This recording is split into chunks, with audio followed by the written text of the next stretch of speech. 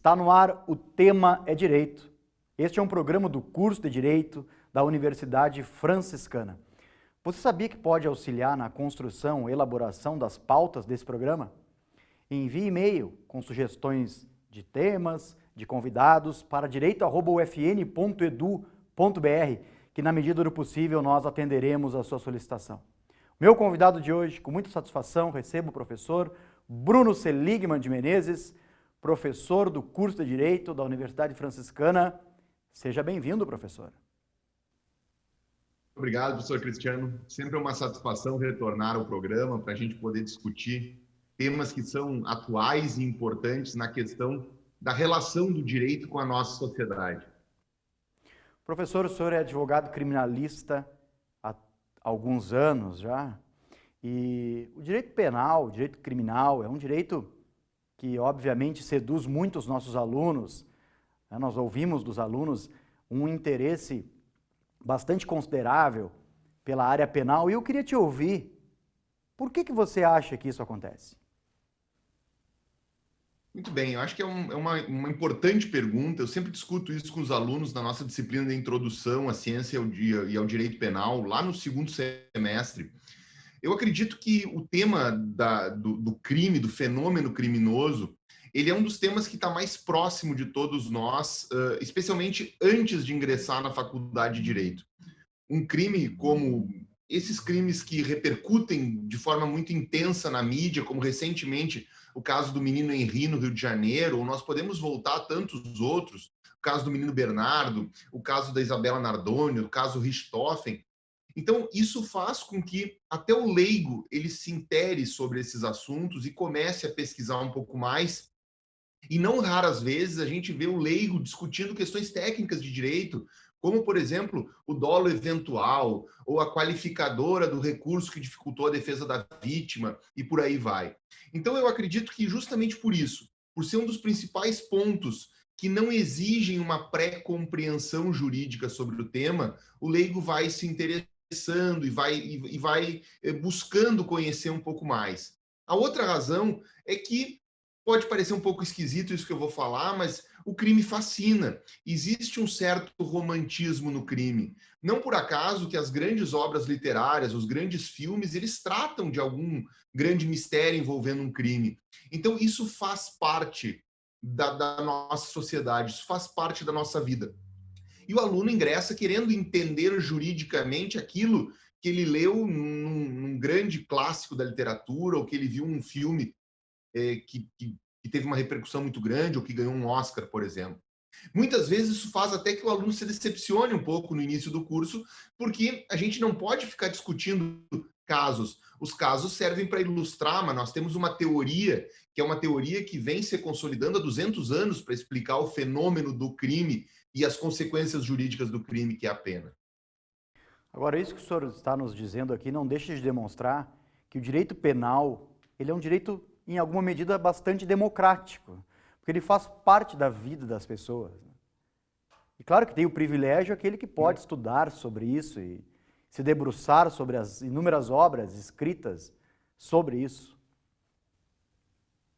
Não há dúvida.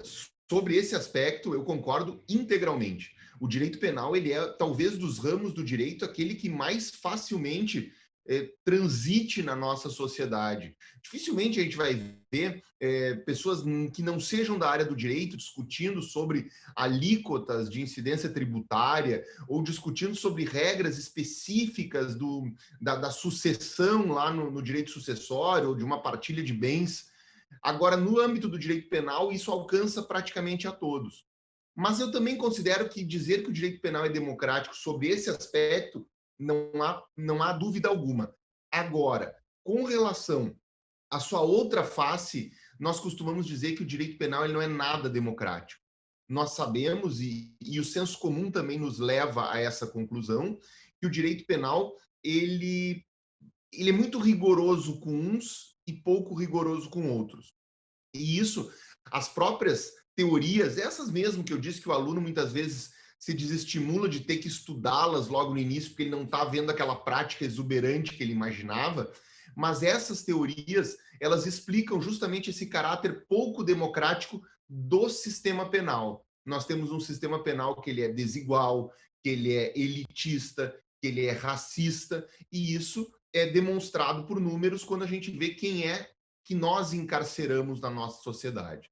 Por exemplo, apenas para ilustrar, o último censo que nós tivemos, que já faz algum tempo significativo, mostrava que a sociedade brasileira estava dividida em 50% de brancos e 50% de negros e pardos. No nosso sistema carcerário, esse número é muito diverso. É 33, 34% de brancos e 66, 67% de negros e pardos. Ou seja, enquanto nas ruas nós temos um branco para cada um negro ou pardo, dentro do presídio nós temos um branco para cada 2 negros ou pardos. Ou seja, isso nos leva a discutir também esse caráter pouco democrático do sistema penal. Isso revela, em alguma medida, a complexidade de se trabalhar com o direito penal, de se trabalhar principalmente na advocacia. Se eu te perguntasse, professor, qual é o grande desafio de um advogado criminalista, o que o senhor poderia nos dizer a respeito? Bom, essa pergunta é uma pergunta extremamente complexa e uma pergunta sobre a qual eu me debruço muito nos últimos tempos. Eu não tenho dúvida alguma que dominar o direito penal, o processo penal, pode ser importante, é importante, mas não é o único fator que pode levar uma pessoa a ter um sucesso na advocacia criminal. A advocacia criminal é um ramo do direito que exige muito do profissional que ele conheça a vida humana, que ele conheça o ser humano, que ele compreenda as relações humanas.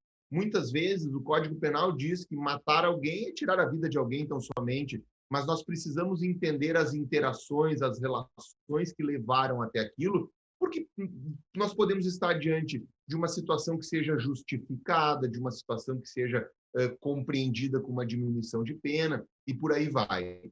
Eu acho que o grande desafio hoje da advocacia criminal é enfrentar uma sanha punitivista, uma vontade punitivista que a opinião pública alimenta. Ou seja, sempre que se levantam discussões sobre pena de morte, prisão perpétua, os números são desesperadores. Por quê? Porque se isso fosse levado a uma votação popular, essas questões que são cláusulas pétreas da nossa Constituição, que não podem ser alteradas, elas passariam, se pudesse. Agora, por que isso? Por que nós chegamos a esse ponto? Por que nós chegamos a um certo desprezo pela vida e pela dignidade humana?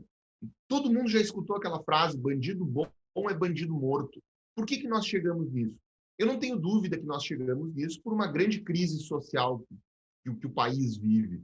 Ou seja, nós temos desigualdades muito grandes, nós temos uma insegurança pública muito grande, todo mundo tem medo de sair à rua, todo mundo tem medo na hora que está saindo do trabalho, se já escureceu, pode ser assaltado, pode ser objeto de algum ato de violência.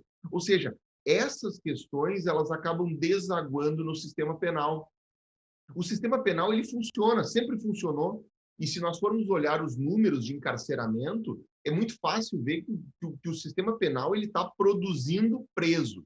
Ou seja, o nosso problema está onde? O nosso problema está na outra ponta, está na não diminuição das desigualdades sociais, está em não compreender a nossa sociedade como um todo e fraturá-la em pequenos pedaços.